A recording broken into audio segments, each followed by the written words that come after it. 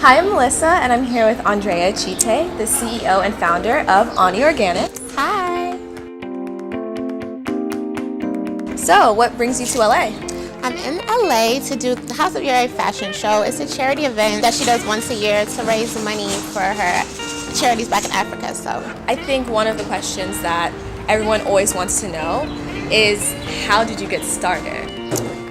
Okay, so being a Nigerian, I've always been into like the natural, the shea butters, the black soaps. That's something I was always drawn to naturally. I always grew up with. So I've always been like curious, mixing, and started giving it to my friends, giving it to my family. Everyone's like, "Wow, this is really good. I love this." And so I don't know, it just grew.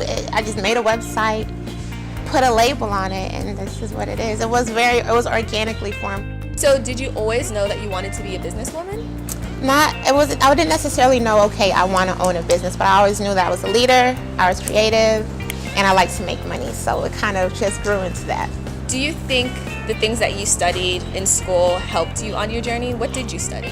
Well, my degree was in exercise science, but because I was pre-med track, I did a lot of like biochemistry. So, I learned about like the skin and like different elements, and my line is botanically based. Okay. And so through like my nutrition classes, I learned like, okay, if you ingest this, it's really good for the skin. And so I just kind of used that to play on how could these be topically effective.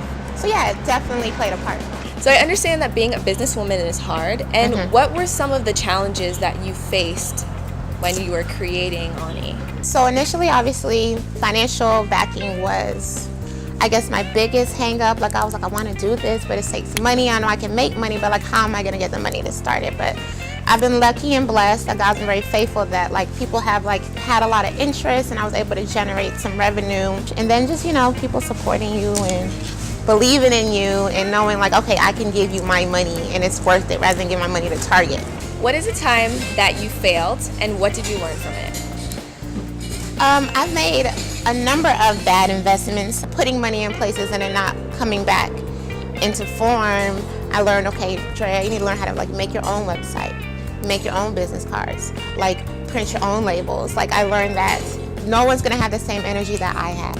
And until like I can like, put people on a payroll or something, I know that my energy has to match what I want to get done. There's situations where people care about you as a person, and because they care about you as a person, like they respect you as a person, like not outside of your brand. If they respect you, then a lot of times they'll take that extra effort to help you. Even people that you're paying sometimes will not put forth effort, because we all have jobs that we go to that we don't care about.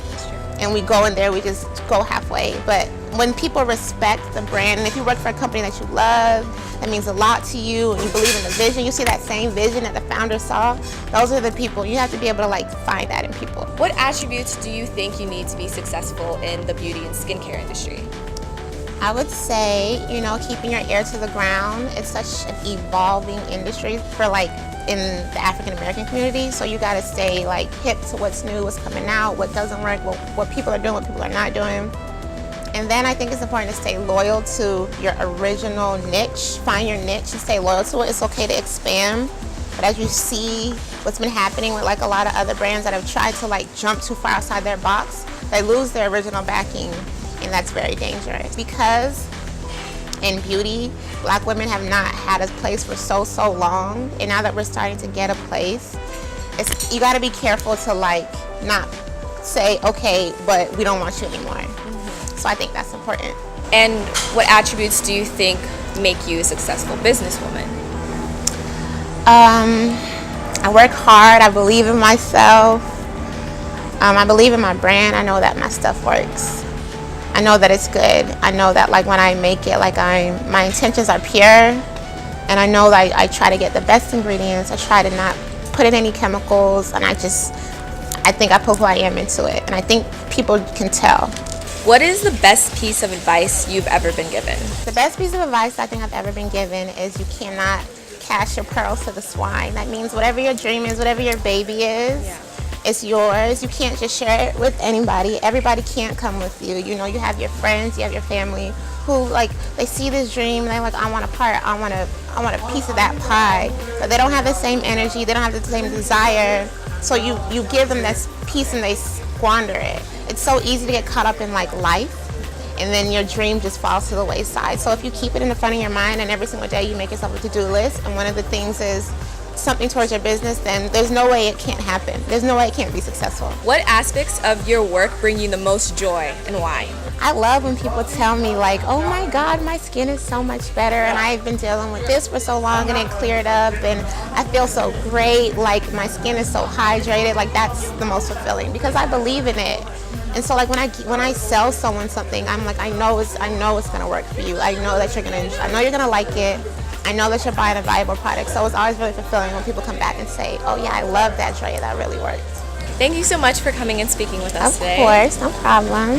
Thank you so much for watching Off the Record. See you next time.